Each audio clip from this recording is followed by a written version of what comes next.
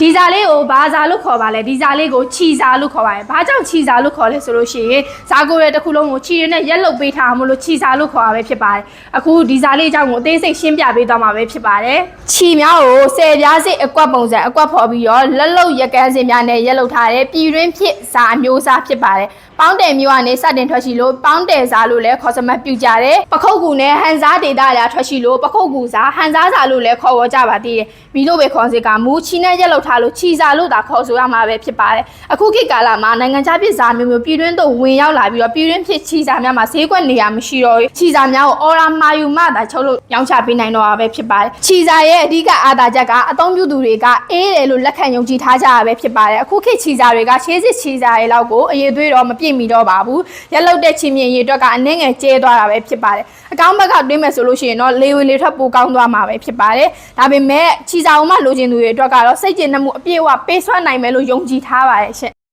ခြီဇာလေးမှာဆိုလို့ရှိရင်ချီမြင့်ထုံးလေးတွေချီမြင့်ကျဲတာလေးနဲ့ချီမြင့်ထွက်နေရလို့တွေပါတတ်ပါတယ်ရှင့်ဒီရောင်ကဆိုလို့ရှိရင်အဖြူရောင်လို့ပဲခေါ်ပြီးတော့ဖြူစွတ်စွတ်မဟုတ်ပဲနဲ့ဗလာစားလို့မျိုးအပြာရောင်ဘက်အနှဲငယ်တန်းနေတာကိုတွေ့မြင်ရမှာပဲဖြစ်ပါတယ်သူ့ရဲ့အရွယ်လေးကတော့ဘယ်ကနေညာထိအကျယ်က4ပေခေါင်းရံနေချင်းဒီခြေစင်း6ပေခွဲအမြင့်6ပေခွဲအပြည့်ချုပ်လုပ်ပြီးထားပြီးတော့တစ်ယောက်ဆိုလို့ရှိရင်ကောင်းကောင်းကြဲကြဲအိတ်ဆက်လို့ရနိုင်ပြီးတော့2ယောက်ဆိုလို့ရှိရင်ချစ်ချစ်ခေခေအိတ်ဆက်လို့ရမှာပဲဖြစ်ပါတယ်သူ့ရဲ့ဈေးနှုန်းလေးကကြတော့ပြည်တွင်းဖြစ်စာမျိုးစားဖြစ်တာရဲ့မှာယူရခက်ခဲတာရဲ့မှာယူမှသာချုပ်လုပ်ပေးရတဲ့အကြောင်းမလို့ဈေးနှုန်းလေးတွေအစီအမြဲပြောင်းလဲနေတဲ့အတွက်ကြောင့်မို့မိမိတို့မှာယူမဲ့ချိန်မှသာလင်အာမနာနဲ့လာရောက်မေးမြန်းပြီးဝယ်လို့ရပါတယ်ရှင့်